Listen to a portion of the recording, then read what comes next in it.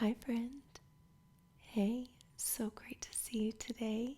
It's me, Auntie Ali, and today I'm back with another book that is just for the littles. Can you guess what we're going to read today?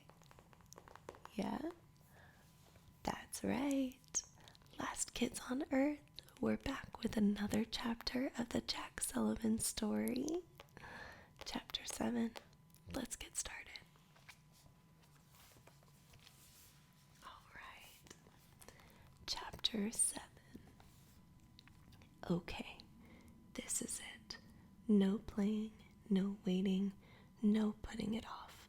Because of something dinky like being horribly terrified, we are scouring Wakefield for June.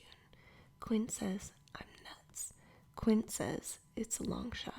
Quinn says the odds of one random girl being alive in this town that seems to have very few survivors is infinitely small. But, like I tell him, that doesn't explain the feeling in my gut. He tells me the feeling in my gut is probably just gas, and I'll sock him in the arm. I say, getting all serious, that none of his reasoning can explain the look in June's eyes when I saw her go back into the school that day. A look that told me I'd see her again. Not as a zombie. I'd see her alive. And that there might even be a hug involved. So, we're on the hunt. I'm behind the wheel of Big Mama, cruising down South Street, swerving back and forth across the road to avoid zombies and overturned streetlights and other apocalyptic litter. First, Parker Middle School. I've been there 5 times so far, standing outside yelling for June, but maybe she just didn't hear me. So today, I climb in the truck bed, grab a megaphone I nabbed from the fire station, and bust out a new strategy. June Del Toro, are you in there? This is Jack Sullivan, post-apocalyptic action hero, here to rescue you.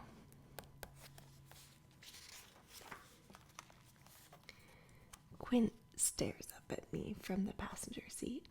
Post-apocalyptic action hero, that's what you're calling yourself? I shrug. What is accurate? Quint rolls his eyes. Well, it's better than Jack Sullivan, Cheez-It-loving kid in a treehouse. Well then, I want a cool title too, Quint says. Quint Baker, scientific analyst. You have the chance to give yourself any title you want, and you land on scientific analyst? Quinn shrugs. Scientific analysis is cool, Jack. I shake my head and go back to hollering at the school. We try for another 10 minutes. Nothing. Let's try the mall, I say, slipping back into the seat and putting the truck in gear. Girls like the mall, right? That's a thing. But as I steer Big Mama up and over the curb and through a mailbox, Quint suddenly says, "That's it." Huh? What? Where? What's it? I can't take it anymore, friend, Quint exclaims. You need to learn how to drive. What are you talking about? I'm a killer driver. Evidence of killer driving. Barely hit it. Just a scratch. Like that already? Look, I think I'm doing pretty good for a guy whose total driving experience up to this point has been limited to holding an Xbox One controller and just squeezing R trigger as hard as I could. But Quint doesn't think that's good enough. 2 hours later, he's got me down by the docks, driving through cones and practicing 3-point turns. Even the zombies are bored. And then Quint starts in on the parallel parking. Okay, the curve is set at a 39-degree angle, so you'll need to turn the wheel counterclockwise to 92 degrees. I hate you, Quint. Finally, enough, I say. It's time we have a little fun. I gun it across the parking area. The engine roars. Big Mama is rumbling and shaking, and the wheel feels gigantic in my hands. Incoming, loading dock, Quint shrieks. I cut the wheel hard right, and Big Mama swerves. We're careening around a corner when out of nowhere, there is something alive in front of us. Whatever it is dives out of the way a moment before I hit it. I slam on the brakes and the tires squeal as we spin to a stop. I think that was a person, I say. My voice cracks. We need to get out and look. Not necessary, Quint says, watching the side of the mirror. It is a person, sort of. Quint turns to me. His face is tight. Like now, he's the one having digestive problems. It's Dirk Savage. I look in the rearview mirror. Quint's right. Slightly shaking, I reach for the door handle. What are you doing? Quint asks. He's a survivor, like us. We can't leave him. But I hate Dirk. He's the worst. He terrorized me, Quint exclaims. I don't want him in our home. That's where I do my research, Jack. My research. It's my special place. We can't leave him, Quint, I repeat. I can see the wheels turning in Quint's head, but after a long moment, he says, fine, but ask him to be nice to me. A horde of zombies have caught wind of us and are shuffling their way over. Need to be quick. I step out of the car and there he stands. Dirk Savage. 5 o'clock shadow, gunk splatter, what did he kill today? Strong, steel-toed boots, boxing wraps for punching things. Always punching things. Dirk towers alone in the middle of the lot, like some Wild West gunslinger. If there were tumbleweeds in Wakefield, one would probably roll past right about now. Howdy, partner, I say in my toughest tough guy drawl. Hello, says Dirk. So, what do I say here? What are the rules now? How do we behave now that the world has gone down the can? Suddenly, Dirk's eyes dart to the side. Uh-oh, was this some sort of trap? Are we being hoodwinked? Winked by the hoods? No, worse. Flying monster, Dirk shouts. A blood-curdling shriek from above, and then a grotesque beast is swooping down. It's a winged wretch. Oh no. Jumbo jet-level wingspan. Eyeballs circling the head so they can always watch the ground and hunt for prey. Ooh, scary. Just before the flying beast sinks its claws into me and plucks me from the ground, Dirk Savage shoves me aside. Get down. The winged wretch circles around. Dirk eyes the monster, his hands open wide on the tips of his toes. Dirk is like a wild lion, all coiled up and ready to pounce. And then he does. No, you don't, Dirk says.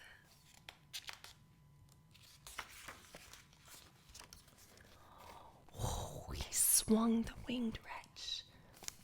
Monster launch. Whoa, I thought I was good at crushing monsters. Dirk is like Conan the Barbarian. Dirk hurls the winged wretch into the closest building. Chunks of bricks rain down. The monster lets out a pained howl, then flies off into the distance. Sort of air limping. We're safe. Dirk gives me a short, hard nod and a super manly, "You're welcome," and turns to leave.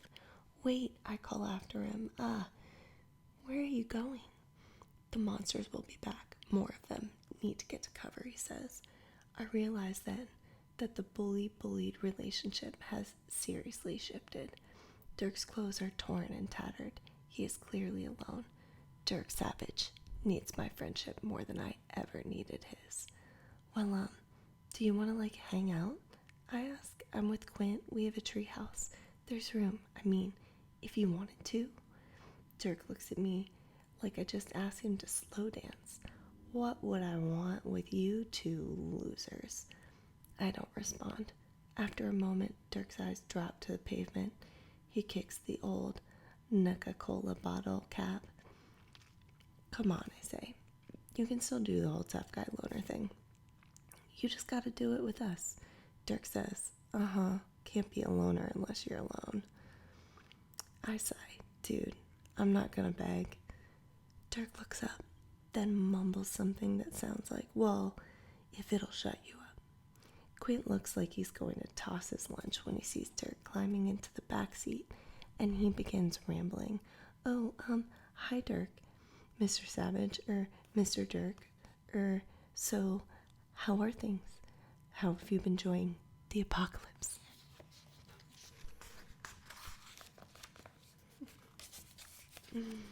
Dirk says, hi, dork. Got any of those egg salad sandwiches?